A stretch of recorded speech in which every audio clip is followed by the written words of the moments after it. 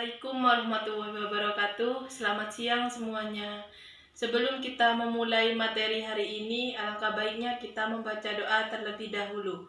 Berdoa dimulai. Selesai.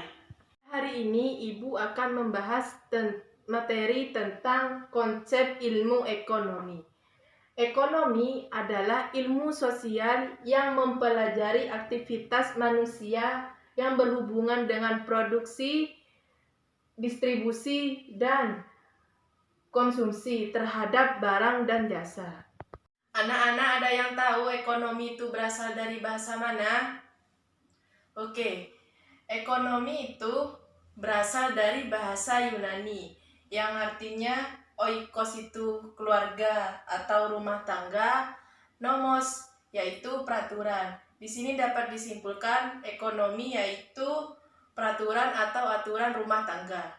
Selanjutnya yaitu tujuan ilmu ekonomi. Anak-anak, di sini ada yang tahu tidak apa itu tujuan ilmu ekonomi? Tujuan ilmu ekonomi yaitu agar dapat mengelola sumber daya yang terbatas sehingga tercapai kemakmuran hidup. Selanjutnya yaitu pembagian ilmu ekonomi. Ada yang tahu pembagian ilmu ekonomi itu terbagi menjadi berapa? Pembagian ilmu ekonomi terbagi menjadi 3 bagian. Yang pertama deskriptif, yang kedua teori, yang ketiga terapan. Deskriptif yaitu yang menggambarkan kondisi sebenarnya berdasarkan fakta dan perekonomian. Contohnya, gambaran kondisi kritis moneter di Indonesia yang terjadi pada tahun 1998. Yang ilmu ekonomi. Di dalam ilmu ekonomi terdapat ilmu ekonomi teori.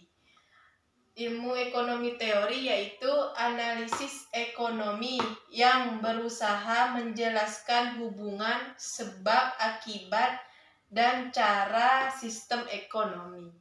Ilmu ekonomi teori dibagi menjadi 2 bagian, yaitu yang pertama ilmu ekonomi makro, yang kedua ilmu ekonomi mikro.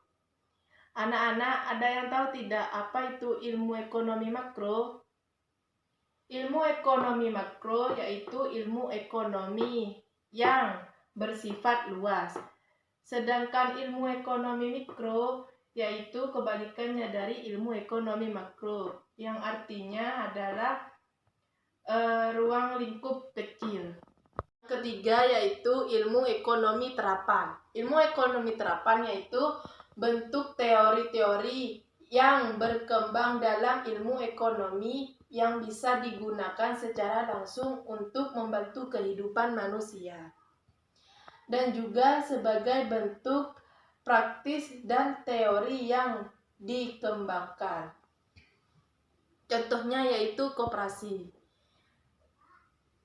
Yaitu untuk membantu masyarakat menengah ke bawah meminjamkan modal kepada mereka untuk membuka usaha kecil-kecilan.